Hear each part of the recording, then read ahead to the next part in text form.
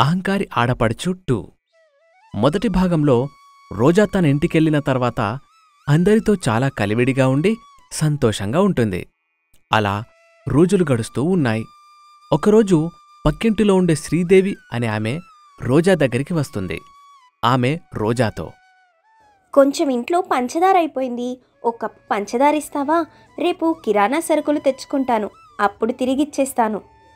శ్రీదేవి, నువ్వు ఏం తిరిగివ్వాల్సిన అవసరం లేదు. మనం స్నేహితులం కదా, మనకి మధ్య ఇలాంటివి ఉండకూడదు. ఒక్క నిమిషం ఆగు అని లోపలికెళ్ళి పంచదార ప్యాకెట్ తీసుకొని తన దగ్గరికి వచ్చి దానిని ఇస్తుంది. దాన్ని చూసి శ్రీదేవి చాలా సంతోషపడుతూ అక్కడి నుంచి వెళ్ళిపోతుంది. అదంతా అత్తగారు చూస్తారు. కాని చూసి చూడనట్టుగా వదిలేస్తారు. అలా 4 రోజులు గడిచాయి. చుట్టుపక్కల వాళ్ళు ఏదడిగినా కూడా దానికి అధికంగా ఇస్తూ ఉంటుంది రోజా. దానినంతా కుటుంబం గమనిస్తూనే ఉంటుంది. కాని ఆమెను ఏమీ అనరు. మరొక రోజు అందరూ బయటికెళ్ళినప్పుడు ఒక బిచ్చగాడు ఆమె దగ్గరికి వచ్చి, అమ్మా, నీ ముఖంలో లక్ష్మీదేవి కల ఉట్టిపడుతోంది. నాలాంటివాడికి లక్ష్మీదేవిని ప్రసాదించు తల్లి అని అడుగుతాడు. ఆ మాటలు విన్న రోజా చాలా సంతోషంగా, ఒక్క నిమిషం ఆగండి అంటూ తన దగ్గరున్న 10,000 రూపాయలనిచ్చి, దీంతో ఏదైనా వ్యాపారం చేసుకోండి అని చెప్తుంది. ఆ బిచ్చగాడు చాలా సంతోషపడుతూ, ఖచ్చితంగా నేను వ్యాపారం చేసుకుంటానమ్మా. మీరు చెప్పారు కదా, ఖచ్చితంగా నేను అదే చేస్తాను. ఈ రోజుతో నా జీవితం మారిపోతుంది అని సంతోషంగా అక్కడినుంచి వెళ్ళిపోతాడు. అలా రోజులు గడుస్తూ ఉన్నాయి. రోజా అయినదానికి కానిదానికి దానధర్మాలు చేస్తూ ఉంటుంది. ఒకరోజు ఇంట్లో వాళ్ళందరూ కూడా ఆమెతో ఈ విధంగా మాట్లాడుతూ ఉంటారు. చూడమ్మా రోజా, నువ్వు చుట్టుపక్కల వాళ్ళకి ఏదైనా కావాలని అడిగితే వాళ్ళకి అధికంగా ఇస్తున్నావు. వాళ్ళు ఏ రోజు కూడా దాన్ని తిరిగి ఇవ్వలేదు. అలా ఇవ్వడం అంత మంచిది కాదమ్మా. మన దగ్గర చాలా డబ్బుంది. పక్కన వాళ్ళు అడిగిందేదైనా ఇస్తే మనకి పుణ్యమే కదా. చూడమ్మా, మనం దానం చేసే వాళ్ళ స్థితి అస్సలు బాగోలేదనే సమయంలో మనం దానం చేయొచ్చు. ఇక్కడ చుట్టుపక్కల వాళ్ళందరూ కూడా డబ్బున్న వాళ్ళే. వాళ్ళు ఏదైనా కొనుక్కోవడానికి అవకాశం ఉన్నవాళ్లే. అలాంటి వాళ్ళకి ఇస్తే మనం పుణ్యం ఎలా సంపాదిస్తాము? మనమే వాళ్ళని బద్ధకస్తులుగా చేసిన వాళ్ళం అవుతాం. మొన్న ఒక బిచ్చగాడికి దానం చేశావు. ఇప్పుడు అతని స్థితి చాలా బాగుంది. అలాంటి వాళ్ళకి దానం చేయడంలో తప్పేమీ లేదు. ఆ రోజు 10,000 రూపాయలిచ్చావు కదా రోజా, అతనిప్పుడు ఒక హోటల్ నడుపుతూ చాలా బాగా డబ్బు సంపాదిస్తున్నాడు. నాకు తిరిగి డబ్బులివ్వడానికి ప్రయత్నించాడు. నేను వద్దు అని చెప్పాను. అతని జీవితం నిజంగా మారినందుకు చాలా సంతోషం. కాని నిన్న గుడి దగ్గర నువ్వు ఒక అతనికి డబ్బిచ్చావు కదా, అతడు ఈరోజు తాగుతూ రోడ్డు మీద కనబడ్డాడు. అలాంటి వాళ్లకి డబ్బివ్వడం మంచిది కాదు. అలా అందరూ కూడా రోజాని తిడుతూ ఉంటారు. ఆ మాటలు రోజా విని చాలా కోపంగా, ఎందుకు అందరూ నన్ను ఈరోజు తిడుతున్నారు? నేను చేసింది మంచి పనే కదా. నాకు చాలా బాధగా ఉంది. నిన్నెవ్వరూ ఇక్కడ తిట్టడం లేదమ్మా. ఏది మంచో ఏది చెడో తెలుసుకోమని చెప్తున్నాను. అతి దానం వల్ల మనమే నష్టపోతాము. మనం కింద స్థాయికి వెళ్ళిపోతే మనకు చేయందించే వాళ్ళు కూడా ఎవ్వరూ ఉండరు. అందుకే మనం ఎప్పుడూ డబ్బుకి విలువ ఇవ్వాలి. అనవసరమైన ఖర్చులు పెట్టకూడదు. ఆ మాటలకు రోజా చాలా కోపంగా, నేను ఇక్కడ ఎవ్వరికీ నచ్చలేదనుకుంటా. అందుకే నేను మంచి పని చేసినా అందరూ నన్ను తిడుతున్నారు. ఇంక నేను ఒక్క క్షణం కూడా ఇక్కడ ఉండను అని చాలా కోపంగా ఇంట్లోకి వెళ్ళి తన బట్టలు మొత్తం సర్దుకొని పుట్టింటికి బయలుదేరబోతోంది. బాలు, లక్ష్మి, బ్రహ్మయ్య వాళ్ళందరూ కూడా, ఈ చిన్నదానికి ఎందుకు ఇక్కడి నుంచి వెళ్ళి ఇరు కుటుంబాల వారిని ఇబ్బంది పెడతావు? నీ మనసుతో నువ్వే ఆలోచించి తెలుసుకో అని ఆమెకు నచ్చచెబుతారు. కాని ఆమె అస్సలు వినదు. వారిని వదిలిపెట్టి వెంటనే పుట్టింటికి బయలుదేరుతుంది. పుట్టింటికి వెళ్లిన తర్వాత వాళ్ళందరూ ఆమెను చూసి సంతోషపడతారు. ఏంటి రోజా, నెల రోజులకి ఈ వదిన గుర్తొచ్చిందా? నన్ను చూడ్డానికి వచ్చేసావా? ఆ మాటలకు రోజా ఏడుస్తూ, అక్కడున్న వాళ్ళందరూ నన్ను చాలా తక్కువ చేసి మాట్లాడారు. ఇంక నేను తిరిగి అక్కడికి వెళ్ళను. ఇంతలో తల్లి వస్తుంది. ఆమె తలని పట్టుకొని ఏడుస్తుంది. రోజా, అసలు ఏం జరిగిందో చెప్తే కదా అర్థమయ్యేది. ముందు నీ ఏడు పాపి, అసలు ఏం జరిగిందో చెప్పు. మీనా కూడా అదే అడుగుతుంది. అప్పుడు ఆమె జరిగిన విషయమంతా చెప్తుంది. దానిని విన్న సూరమ్మ చాలా ఎటకారంగా, అత్త సొమ్ము అల్లుడు దానం చేయడం అంటే ఇదే అనుకుంటా. వాళ్ల సొమ్ముని నువ్వు ప్రసాదం పంచినట్టు పంచేస్తే ఎలా అమ్మా? దేనికైనా ఒక హద్దు పరిమితి దాటితే ఇలాగే ఉంటుంది. వాళ్ళు చెప్పింది నిజమే, ఇందులో తప్పు వాళ్లది కాదు, నీదే. ఆ మాటలకు రోజా మరింత పెద్దగా ఏడుస్తూ, నేనంటేనే ఎవరికీ ఇష్టం లేదనుకుంటా, అందుకే అందరూ ఇలా మాట్లాడుతున్నారు. నేను ఏ నుయ్యో గుయ్యో చూసుకుంటాను, అప్పుడు నా మీద పడి ఏడవండి అని ఇంట్లో నుంచి చాలా కోపంగా వెళ్తుంది. మీనా ఆమెని అడ్డుకునే ప్రయత్నం చేస్తుంది. మీనా, నువ్వేమీ కంగారు పడకు, అది ఇలాగే ఎప్పుడూ బెదిరిస్తుంది. కోపం తగ్గిన తర్వాత అదే వస్తుందిలే. అందుకు తను సరే అంటుంది. ఇక చీకటి పడుతుంది. అయినా కాని రోజా ఇంటికి రాకపోవడంతో అందరూ కంగారు పడుతూ ఉంటారు. ఇంతలో వినయ్ రోజాని భుజాల మీద తీసుకొస్తూ ఉంటాడు. పక్కనే రంగయ్య కూడా ఉంటాడు. దానిని గమనించిన మీనా సూరమ్మ కంగారు పడుతూ, ఏం జరిగింది రోజాకి అంటూ బోరున ఏడవడం మొదలు పెడుతుంది. వినయ్ చాలా కోపంగా, నేను చూడకపోతే ఎంత ప్రమాదం జరిగేదో తెలుసా అమ్మా? మన రోజా మనకి ఉండేది కాదు. అసలు తను అక్కడికి ఎందుకొచ్చింది? అప్పుడు మీనా జరిగిన విషయమంతా చెప్తుంది. ఆ మాటలు విని అతను, అంత కోపంగా మాట్లాడినప్పుడు ఇంట్లోనే ఉంచాల్సింది కదా. ఏదేమైనా భగవంతుడు మన పక్షాన ఉన్నాడు కాబట్టి మన అమ్మాయి మనకు దక్కింది, లేదంటే చాలా ఘోరం జరిగిపోయేది. కాస్త గాలి తగిలేలా పడుకోబెట్టండి అని అంటాడు. ఇక ఆమెను మంచం మీద పడుకోబెట్టి గాలి వచ్చేలా చేస్తూ ఉంటారు.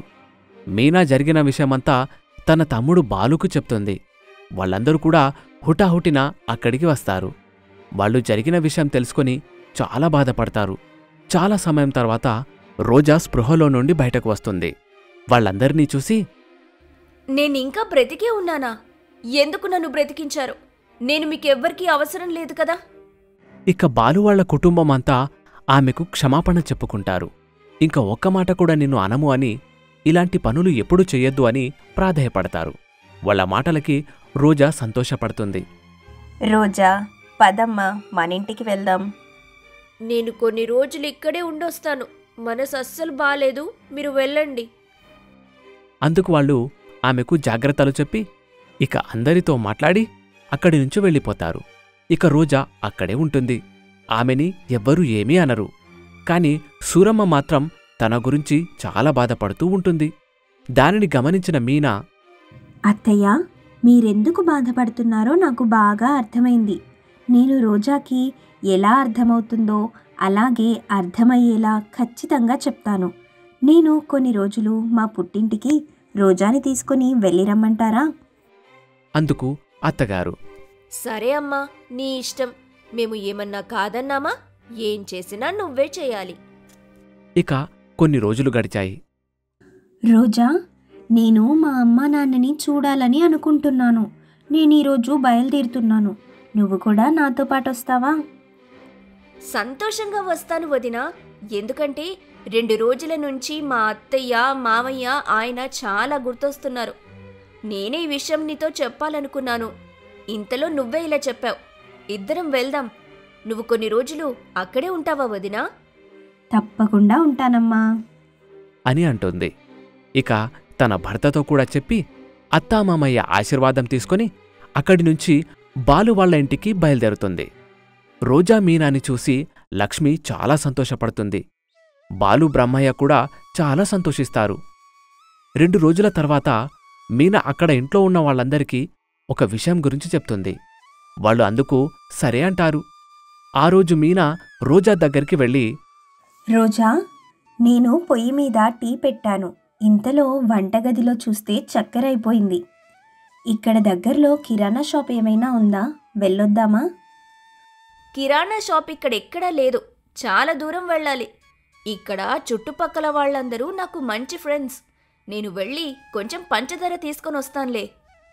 కొంచెం కాదమ్మా, ఒక ప్యాకెట్ తీసుకొని రావాలి. ఎందుకంటే ఈరోజు నేను పూజ చేసి స్వీట్ కూర తయారు చేస్తాను. అన్ని ఐటమ్స్ ఉన్నాయి, పంచదార ఒక్కటే లేదు. మనం మార్కెట్కి సాయంత్రం వెళ్దాం.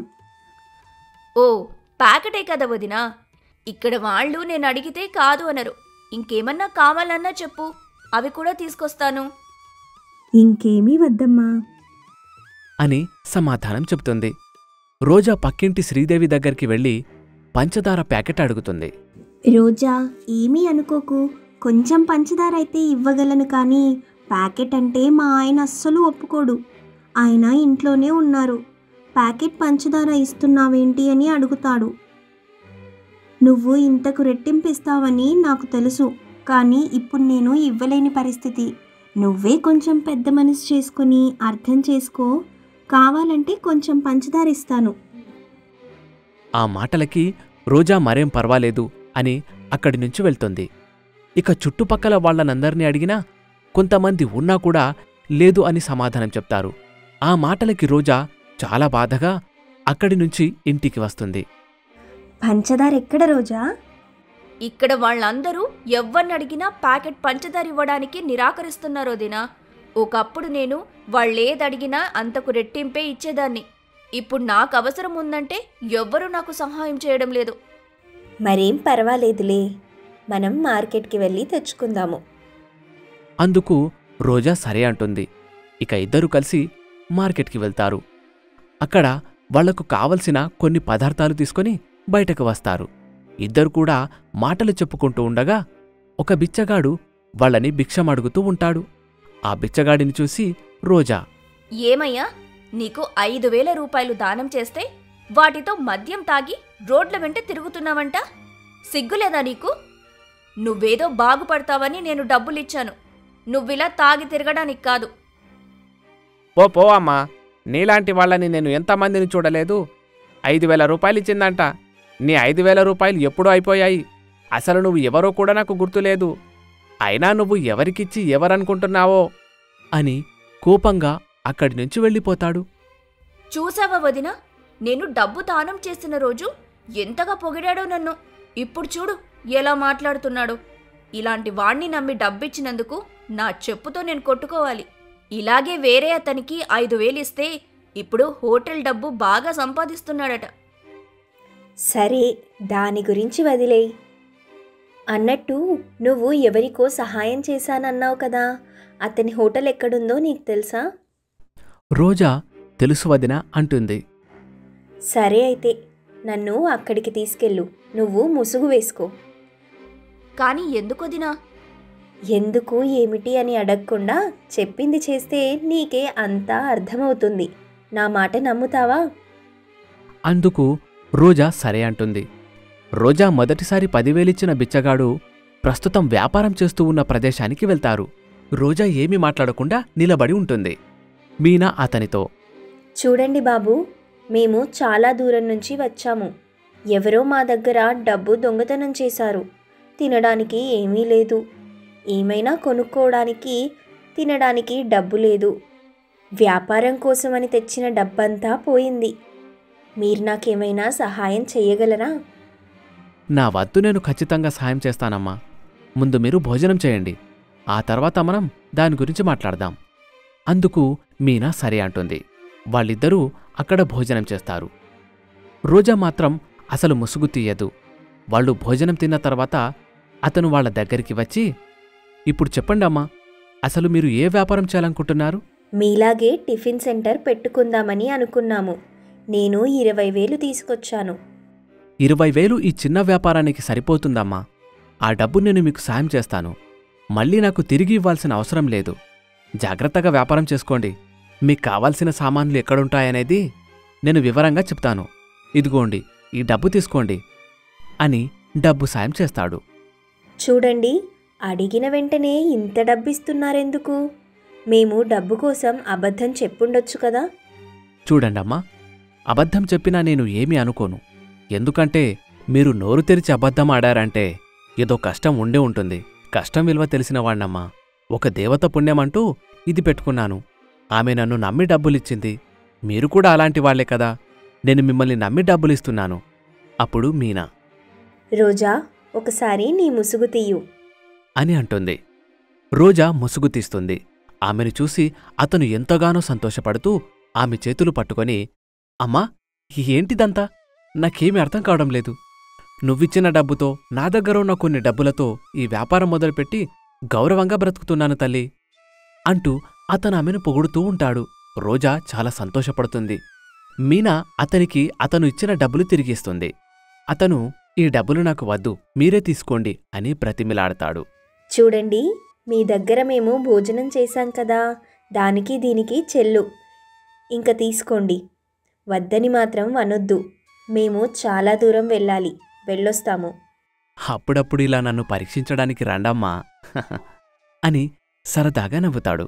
ఇక వాళ్ళు కూడా సరే అంటూ నవ్వుతూ అక్కడ్నుంచి వెళ్ళిపోతారు.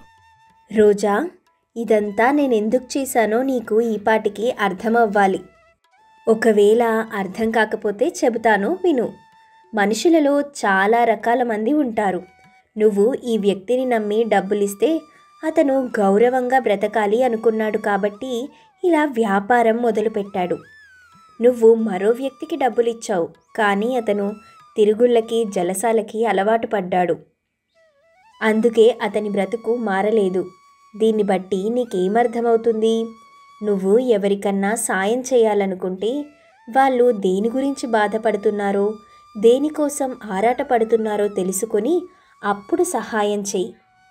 అంత సమయం లేదనిపిస్తే వాళ్ళకి డబ్బు పరంగా కాదు, భోజనం పరంగా సహాయం చెయ్యి. నువ్వు వాళ్ళతో మాట్లాడినప్పుడు వాళ్ళ మాటల్లో కొంత నిజాయితీ కనబడుతుంది. అది మన మనసుకి బాగా తెలుస్తుంది. ఒకవేళ నీకు వాళ్ళ మాటల్లో నిజాయితీ లేకపోతే వాళ్ళతో ఒక మాటని చెప్పు, నీకు పని కల్పిస్తాను, పని చేయగలవా అని. వాళ్ళు తప్పకుండా అమ్మా అని అన్నారనుకో, అలాంటి వాళ్ళకి నువ్వు దగ్గరుండి పని కల్పించు. అలా ఆమె చెబుతూ ఉంటే రోజా అలా చూస్తూ ఉంటుంది. నువ్వు మీ చుట్టుపక్కల వాళ్ళకి సహాయం చేశావు కదా, వాళ్ళల్లో ఎవరైనా నీలాగా తిరిగి సహాయం చేయడానికి ఇష్టపడ్డారా? లేదు. ఎందుకంటే వాళ్ళకి పొదుపు ఎలా చేయాలో తెలుసు, కష్టం విలువ తెలుసు. అందుకే వాళ్ళు నీకు ఎంత కావాలో అంత మాత్రమే సాయం చేయడానికి ఇష్టపడ్డారు. మరికొందరు నాకు తెలిసినంతవరకు ఉన్నా కూడా ఇవ్వడానికి ఇష్టపడరు. అలాంటి వాళ్ళని కృతజ్ఞతాహీనులు అంటారు. మనం సహాయం చేస్తే మనకి తిరిగి సహాయం వస్తుంది అని ఆశపడకూడదు. కానీ నువ్వు చేసే సహాయం నిజంగా వాళ్ళకి ఉపయోగపడాలి. వాళ్ళు ఆ కృతజ్ఞతలు నిలబెట్టుకునే వాళ్ళై ఉండాలి. అలాంటి వాళ్ళకి మాత్రమే సహాయం చెయ్యి. అలాంటి వాళ్ళు వాళ్ళ జీవితాలతో పాటు చుట్టుపక్కల వాళ్ళ జీవితాలలో కూడా వెలుగుని నింపుతారు. ఆ మాటలు విని రోజా ఏడుస్తూ, వదినా, నా కళ్ళు తెరిపించావు. ఎవరు నిజమైన కష్టంలో ఉన్నారో, ఎవరికైతే నిజంగా మన సహాయం అవసరమో, ఎవరైతే మన మీద కృతజ్ఞత చూపిస్తారో వాళ్లకు మాత్రమే సహాయం చేయాలని చాలా బాగా అర్థమైంది నాకు. నేనే ఇంట్లో వాళ్ళని తప్పుగా అర్థం చేసుకున్నాను. అతిదానం చేయకూడదని మీ ద్వారా తెలుసుకున్నాను. మీకు చాలా కృతజ్ఞతలు వదినా. మరేం పర్వాలేదు రోజా. మరేం పర్వాలేదంటూ ఆమె భుజం తడుతుంది. రోజా కుటుంబ సభ్యులకు క్షమాపణ చెప్పుకుంటుంది. ఇక మీనా సంతోషంగా అక్కడి నుంచి తిరిగి ఇంటికి చేరుకుంటుంది. జరిగిన విషయమంతా అత్తవాళ్లకి చెప్తుంది. వాళ్ళు కూడా చాలా సంతోషపడతారు.